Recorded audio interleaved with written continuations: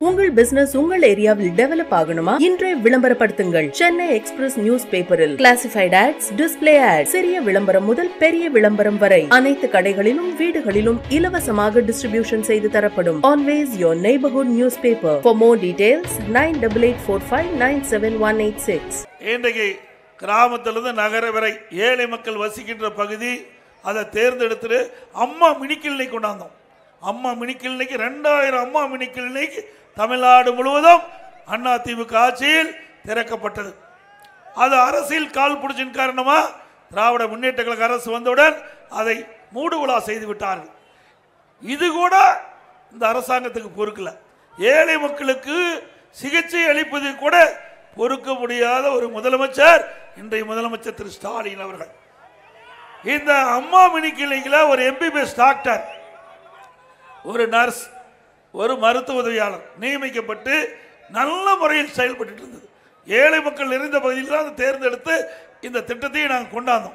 அதையும் மூடுவிழா செய்த அரசு அதிமுக அரசு மீண்டும் உங்கள் துணையோடு அதிமுக ஆட்சி அமைந்தவுடன் இந்த 2000 அம்மா மினி கிளினிக்கு கூடுதலாக 4000 அம்மா மினி கிளினிக் திறக்கப்படும்.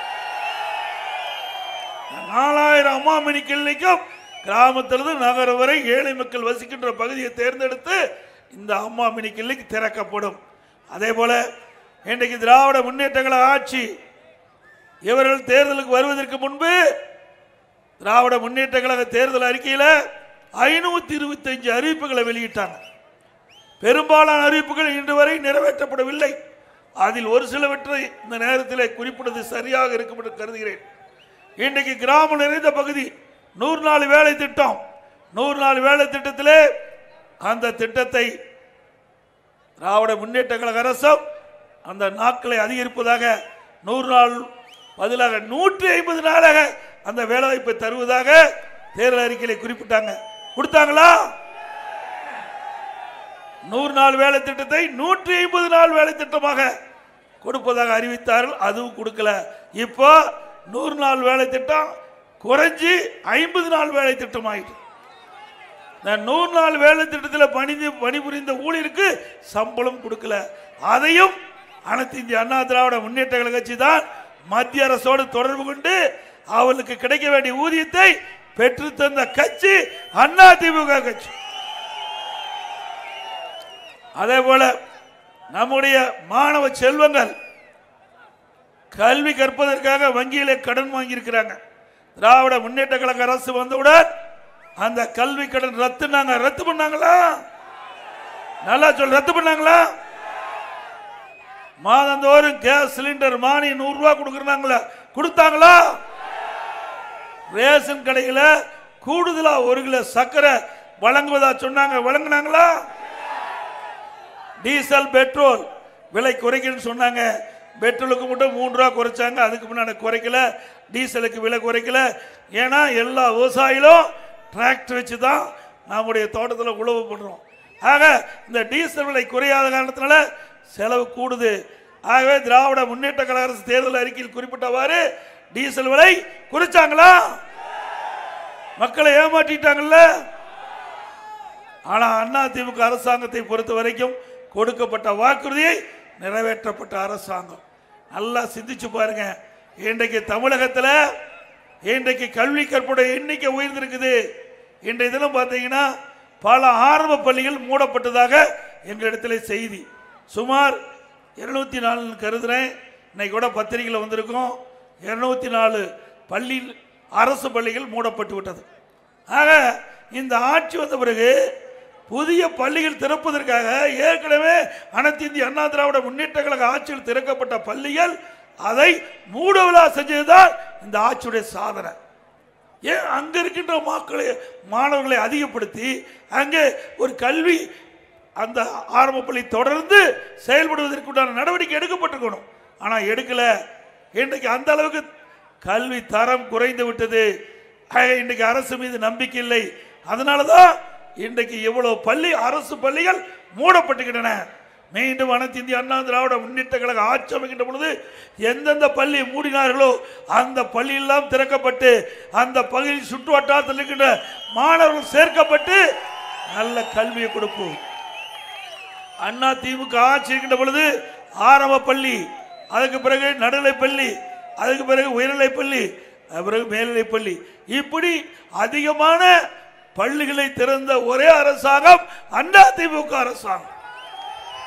அதனாலதான் நாட்டிலேயே கல்வி கற்போடைய எண்ணிக்கை அண்ணா திமுக ஆட்சியில உயர்ந்தது. அதே போல உயர்கல்வி, இன்றைக்கு நாட்டிலேயே உயர்கல்வி படிப்பதிலே முதல் மாநிலம் தமிழ்நாடு. ஒரே ஆண்டில் 11 அரசு மருத்துவக் கல்லூரியை கொண்டு வந்து அண்ணா திமுக அரசு சாதனை படைத்தது. உங்க கிருஷ்ணகிரி மாவட்டம், கிருஷ்ணகிரி மாவட்டத்தில் கிருஷ்ணகிரியிலிருந்து ஒசூர் போகின்ற வழியில பிரம்மாண்டமான அரசு மருத்துவக் கல்லூரி மருத்துவமனை உங்களுக்கு கொடுத்திருக்கிறோம். 348 கோடி.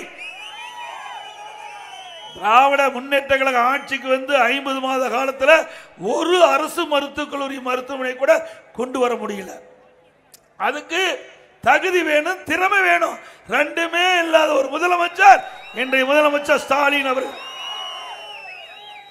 அது மட்டுமல்ல, 21 பாலிடெக்னிக் கல்லூரியை கொண்டாந்திருக்கிறோம், 67 கலை மற்றும் அறிவியல் கல்லூரியை கொண்டு வந்திருக்கிறோம், 5 கால்நடை மருத்துவக் கல்லூரி ஆராய்ச்சி நிலையத்தை கொண்டு வந்திருக்கிறோம், 4 வேளாண்மை கல்லூரி, 5 பொறியியல் கல்லூரி, ஐடி கல்லூரி, பிடெக் கல்லூரி, இப்படி நிறைய கல்லூரி தமிழகத்தில் திறந்ததின் விளைவு இன்றைக்கு ஏழை எளிய குடும்பத்தில் பிறந்த மாணவ மாணவி இன்றைக்கு குறைந்த கட்டணத்தில் பட்ட படிப்பு படிக்கக்கூடிய சூழ்நிலையை தமிழகத்திலே உருவாக்கி தந்த அரசாங்கம் அண்ணா திமுக அரசாங்கம். அண்ணா திமுக ஆட்சியில பள்ளிக்கூடத்தை திறந்தோம், கல்லூரியை திறந்தோம். திமுக ஆட்சியில பள்ளியை மூடுகிறார்கள். எந்த அரசு சிறந்த அரசு என்பதை நீங்களே கூர்ந்து கவனிங்கள். ஒரு நாட்டினுடைய வளர்ச்சி கல்வி மையமாகத்தான் இருக்குது. எந்த ஒரு மாநிலத்தில் கல்வி சிறந்து விளங்கிட்டதோ அந்த மாநிலத்தில் பொருளாதாரம் உயரும், பண்பு அதிகரிக்கும், அங்கே அமைதி நிலவும். அப்படி ஒரு அற்புதமான ஒரு கல்வியை கொடுத்த ஒரே அரசாங்கம் அண்ணா திமுக அரசாங்கம்.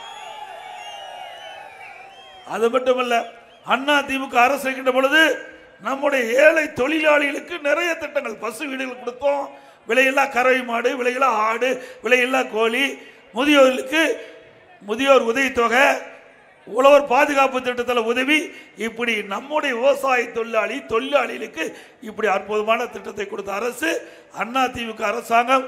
அது மட்டுமல்ல, அண்ணா திமுக ஆட்சியில் 25,000 50,000 திருமண உதவி திட்டம். இன்னைக்கு ஏழை குடும்பத்தில் பிறந்த பெண்கள் திருமண வயது அடைகின்ற பொழுது பொருளாதார தடையா இருந்தது. அந்த தடையை அம்மாவில் தகர்த்தெறிந்து அந்த ஏழை குடும்பத்தில் பிறந்த பெண்கள் திருமண வயது அடைகின்ற பொழுது அனைத்து இந்திய அண்ணா திராவிட முன்னேற்ற கழக அரசு இருக்கின்ற பொழுது 25,000 50,000 திருமண உதவி திட்டத்தில் நிதி உதவி வழங்கப்பட்டது. தாலிக்கு தங்கம் 1 பவுன் அண்ணா திமுக ஆட்சியில் வழங்கலாம். சுமார் 6 லட்சம் பேர் கொடுத்தோம். இன்னைக்கு 1 பவுன் 75,000 ரூபாய், 1 பவுனோட விலை 75,000 ரூபாய். இந்த ஏழைகள் கொடுக்கப்பட்ட திட்டத்தை கூட நிறுத்திய அரசாங்கம் திரு ஸ்டாலின் மாடல் அரசாங்கம் என்பதை இந்த தாய்மார்கள் எண்ணி பார்க்க வேண்டும். அதே போல அம்மா இருசக்கர வாகனம், இன்னைக்கு நம்முடைய சகோதரிகள் குறித்த வேலைக்கு போகணும், குறித்த நேரத்தில் வீட்டுக்கு வரணும். அதற்காக அம்மா இன்னைக்கு விலையில்லா இருசக்கர வாகனத்தை நாங்கள் அண்ணா திமுக ஆட்சியில் மானிய விலையில கொடுத்தோம். அம்மா இருசக்கர வாகனம் 25,000 மானியம் கொடுத்தோம். ஒவ்வொரு அம்மா இருசக்கர வாகனத்துக்கு 25,000 மானியம், 3 லட்சம் அம்மா இருசக்கர வாகனம் வாங்குவதற்கு நடவடிக்கை எடுத்த அரசு அண்ணா திமுக அரசாங்கம். சிந்திச்சு பாருங்க. இன்றைக்கு திராவிட மாடல் அரசு 50 மாத காலத்தில் விண்ணை முட்டுகிட்ட அளவுக்கு விலைவாசி உயர்ந்து விட்டது. அரிசி இன்னைக்கு பார்த்தீங்கன்னா இதெல்லாம் நம்முடைய மளிகை கடையில் வாங்குது. அண்ணா திமுக ஆட்சியில் பச்சரிசி சாப்பாட்டு அரிசி 1 கிலோ 50 ரூபாய்க்கு வித்தது. இன்றைய தினம் திராவிட முன்னேற்ற கழக ஆட்சியில் 77 ரூபாய்க்கு 1 கிலோ விற்குது. அதே போல பொன்னி புழுங்கல் அரிசி 1 கிலோ அண்ணா திமுக ஆட்சியில் 50 ரூபாய். இன்றைய தினம் 1 கிலோ அரிசி திமுக ஆட்சியில் 72 ரூபாய். இட்லி புழுங்க அரிசி 1 கிலோ அண்ணா திமுக ஆட்சியில் 30 ரூபாய். திராவிட முன்னேற்ற கழக ஆட்சியில் 48 ரூபாய். கடல் எண்ணெய் அண்ணா திமுக ஆட்சியில் 1 கிலோ 130 ரூபாய்க்கு வித்தது. இன்றைக்கு திராவிட முன்னேற்ற கழக ஆட்சியில் 190 ரூபாய். 1 கிலோவுக்கு 60 ரூபாய் அதிகம். நல்லெண்ணெய் 1 கிலோ 250 ரூபா அண்ணா திமுக ஆட்சி. இன்றைக்கு திமுக ஆட்சியில் 400 ரூபாய்க்கு விற்கிது. 150 ரூபா 1 கிலோவுக்கு அதிகம். துவரம்பருப்பு 1 கிலோ 74 ரூபா, இன்றைய தினம் 130 ரூபாய்க்கு விற்கிது. 1 கிலோ 56 ரூபா. இன்னைக்கு அதிகமாக கொடுத்து தான் மக்கள் வாங்குறாங்க திமுக ஆட்சியில். உளுத்த பருப்பு 1 கிலோ 79 ரூபாய்க்கு அண்ணா திமுக ஆட்சியில் விற்றது. திமுக ஆட்சியில் 120 ரூபா 41 ரூபா அதிகம். இப்படி விலைவாசி விண்ணை முட்டுகின்ற அளவுக்கு உயர்ந்து போச்சு. இதை பற்றி நாட்டுடைய முதலமைச்சர் கவலைப்படல. விலைவாசி உயர்வால் ஏழை மக்கள் பாதிக்கிறாங்க. அந்த விலைவாசி உயர்வை எப்படி கட்டுப்படுத்த வேண்டும் என்பதை கூட நினைத்து பார்க்காத ஒரே முதலமைச்சர் இன்றைய முதலமைச்சர் ஸ்டாலின் அவர்கள். ஏழைகளுக்காக எந்த திட்டத்தையும் கொண்டு வரவில்லை. ஏழை பாதிக்கப்படுகின்ற பொழுது அந்த ஏழை காப்பாற்றுவதற்காக இந்த அரசாங்கம் எந்த நடவடிக்கையும் எடுக்கப்படவில்லை. அண்ணா திமுக ஆட்சிக்கின்ற பொழுது பருப்பு விலை உயர்ந்து சொல்லுங்க. அண்ணா திமுக விலை கட்டுப்பாட்டு நிதி வச்சிருந்தோம் 100 கோடி. அது எந்த மாநிலத்தில் பருப்பு விலை கம்மியோ அங்கே போய் பருப்பு வாங்கிட்டு கூட்டுறவு சங்கத்தின் மூலமாக அந்த பருப்பை மக்களுக்கு கொடுப்போம். புளி விலை ஏறிடுதுன்னா எந்த பகுதியில் எந்த மாவட்டத்தில் புளி விலை கம்மியோ அங்கே கொள்முதல் செஞ்சு நம்முடைய கூட்டுறவுத்துறை மூலமாக அந்த பொருளை விற்போம். இப்படி விலையை கட்டுப்பாட்டுகள் வச்சிருந்தோம். ஏழை மக்கள் பாதிக்கக்கூடாது என்ற ஒரு நல்ல நோக்கத்தோடு இந்த திட்டத்தை கொண்டு வந்து அமல்படுத்திய அரசாங்கம் அண்ணா திமுக அரசாங்கம் என்பதை நேரத்தில் தெரிவிக்கிறேன். அது மாதிரி கட்டுமான பொருட்கள் இன்றைக்கு கடுமையாக உயர்ந்து போச்சு விலை. இன்றைக்கு ஒரு யூனிட் எம்சாண்ட் 3000 ரூபாய்க்கு அண்ணா திமுக ஆட்சியில் விற்றது. இன்னைக்கு 5500 ரூபாய்க்கு விற்கிது. ஒரு யூனிட் 2500 ரூபா அதிகம் திமுக ஆட்சியில். ஒரு யூனிட் ஜல்லி அண்ணா திமுக ஆட்சியில் 2000 ரூபா, திமுக ஆட்சியில் 4500 ரூபாய்க்கு விற்கிது. ஒரு யூனிட் 2500 ரூபா ஜல்லி விலை உயர்ந்திருக்குது. ஒரு டன் கம்பி அண்ணா திமுக ஆட்சியில் 40,000, இன்றைக்கு 70,000 விற்கிது. ஆக கிட்டத்தட்ட 30,000 ஒரு டன் கம்பி விலை உயர்ந்திருக்குது. ஒரு செங்கல் 6 ரூபாய்க்கு அண்ணா திமுக ஆட்சி விற்றது, இப்போ 10 ரூபாய்க்கு விற்கிது. அதே போல சிமெண்ட் அண்ணா திமுக ஆட்சியில் வெளி மார்க்கெட்டில் 240 ரூபா, திமுக ஆட்சியில் 350 ரூபாய்க்கு விற்கிது. அதை ஏழை எளிய மக்கள் வீடு கட்டணும்னா ஊராட்சி ஒன்றியம், பேரூராட்சி அல்லது நகராட்சியில் அம்மா சிமெண்ட் 190 ரூபாய்க்கு கொடுத்தோம். இது அனைத்து இந்திய அண்ணா திராவிட முன்னேற்ற கழக ஆட்சியில் இந்த கட்டுமான பொருளை விலை கட்டுப்பாட்டில் வச்சிருந்தோம். ஏழை எளிய நடுத்தர மக்கள் வீடு கட்டுற சூழ்நிலையை உருவாக்கி இருந்த அண்ணா திமுக ஆட்சியில் இன்றைக்கு விடியா திமுக அரசு வந்த பிறகு இன்றைக்கு இந்த கட்டுமான பொருட்கள் விலை மின்னை முட்டுகின்ற அளவுக்கு உயர்ந்து போச்சு. இனி யாரும் வீடே கட்ட முடியாது. இனி வீடு கட்டுறதா கனவுல வீடு கட்டலாம். இந்த திமுக ஆட்சி இருக்கிற வரைக்கும் அதுதான் நடக்கும்.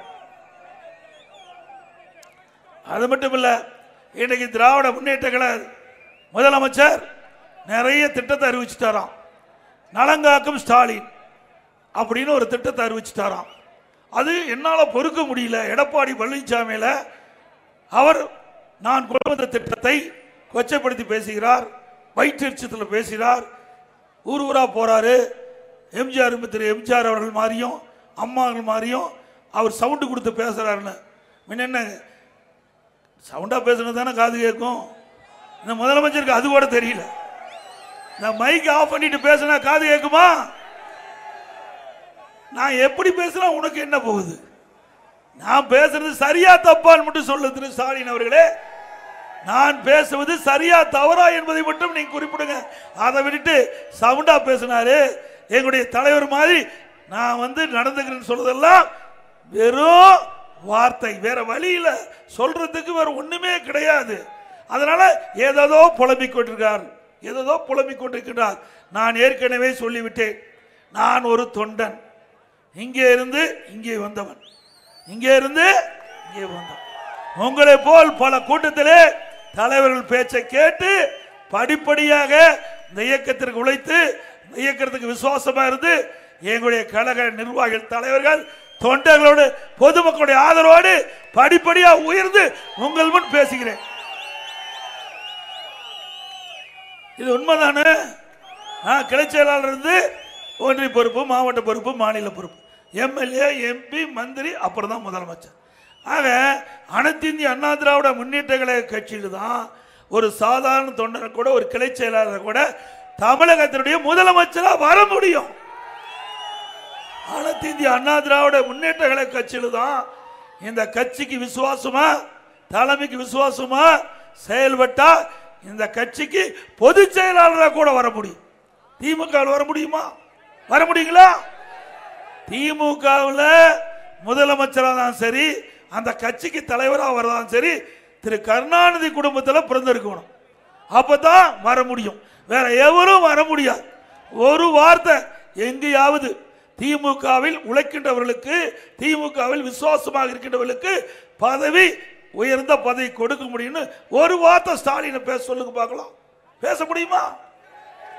அண்ணா திமுகவை பொறுத்த வரைக்கும் இந்த இயக்கத்தில் யார் உழைத்தாலும் உச்சபட்ச பதவிக்கு வர முடியும் என்பதை அண்ணா திமுக நிரூபித்துக் கொண்டிருக்கிறது. அண்ணா திமுக கட்சி. ஆக திமுக அப்படி அல்ல, அது வாரிசு அரசியல், குடும்ப கட்சி. குடும்பத்தில் தான் பதவி கிடைக்கும். இன்னைக்கு கட்சியிலேயே அப்படித்தான், ஆட்சி அதிகாரத்துக்கு வந்தாலும் அப்படித்தான். கட்சியில் யாரு? திரு கருணாநிதி தலைவராக இருந்தாரு, அதுக்கு பிறகு ஸ்டாலின் தலைவராக இருக்காரு, அதுக்கு பிறகு உதயநிதி வரதுக்கு தயார் பண்ணி வச்சுட்டாங்க. இப்ப யார் இந்த திமுக கட்சியில பொறுப்பு இருக்காங்கன்னா திரு ஸ்டாலின் திமுக கட்சி தலைவர், திமுக இளைஞரணி செயலாளர் திரு உதயநிதி, மகளிரணி செயலாளர் கனிமொழி. முடிஞ்சு போச்சு, அவ்வளவுதான் பதவி இருக்குது. வேற எந்த பதவி இருக்குது? 3 பதவியும் அது குடும்பத்தை சேர்ந்தவங்களே எடுத்துக்கிட்டாங்க. இப்படி குடும்ப கட்சி தொடர வேண்டுமா? நாட்டில் வாரிசு அரசியல் தொடர வேண்டுமா? ஆக 2026 நடைபெறுகின்ற தேர்தல் வாரிசு அரசியலுக்கு முற்றுப்புள்ளி வைக்கின்ற தேர்தல், குடும்ப ஆட்சிக்கு முடிவு கட்டுகின்ற தேர்தல். இது ஜனநாயக நாடு, இது ஜனநாயக நாடு. இங்கே இருக்கின்றவர்கள் யார் வேண்டாலும் முதலமைச்சர் ஆகலாம், எம்எல்ஏ ஆகலாம், எம்பி ஆகலாம், முதலமைச்சர் ஆகலாம். ஆக இந்த நாட்டில் ஜனநாயக அடிப்படையில் இருக்கின்ற ஒரே கட்சி அனைத்து இந்திய அண்ணா திராவிட முன்னேற்ற கழக கட்சி. ஆகவே 2026 ஆண்டு நடைபெறுகின்ற சட்டமன்ற பொதுத் தேர்தலில் எங்களுடைய கழக வேட்பாளரை ஆதரித்து அவருக்கு வாக்களித்து மாபெரும் வெற்றியை தேடித்தார்கள் என்று அன்போடு இந்த நேரத்தில் கேட்டுக்கொள்கிறேன். எங்களுடைய வேட்பாளர் நிறுத்தினா இரட்டலை சின்னத்திலே, நீங்கள் இரட்டலை சின்னத்திலே வாக்களித்து வெற்றி பெற செய்யுங்கள். எங்களுடைய கூட்டணி கட்சி வேட்பாளர் யாராவது அந்த கட்சி வேட்பாளருக்கு ஆதரவுகள் என்ற நேரத்தில் தெரிவித்து, இன்றைக்கு இணையக்கோள் அணைக்கட்டில் இருந்து கிருஷ்ணகிரி பெரிய ஏரிக்கும் மற்றும் பல ஏரிகளுக்கும் பாலக்கோடு தொகுதி தம்பல் அள்ளி ஏரிக்கும் நீர்வரத்து கால்வாய் வெட்ட சுமார் 360 கோடி மதிப்பீட்டில் டெண்டர் வெட்டப்பட்டு இந்த அரசு கிடப்பிலே போட்டுகின்றது. அனைத்து இந்திய அண்ணா திராவிட முன்னேற்ற கழக அரசு அமைந்தவுடன் இந்த திட்டம் மீண்டும் தொடரப்படும். விவசாய கனவு நனவாகும். மக்களை காப்போம், தமிழகத்தை மீட்போம். மக்களை தமிழகத்தை மக்களை தமிழகத்தை மக்களை தமிழகத்தை ஸ்டாலின் மாடல் அரசு, ஃபெயிலியர் மாடல் அரசு. Bye bye Stalin. நன்றி, வணக்கம்.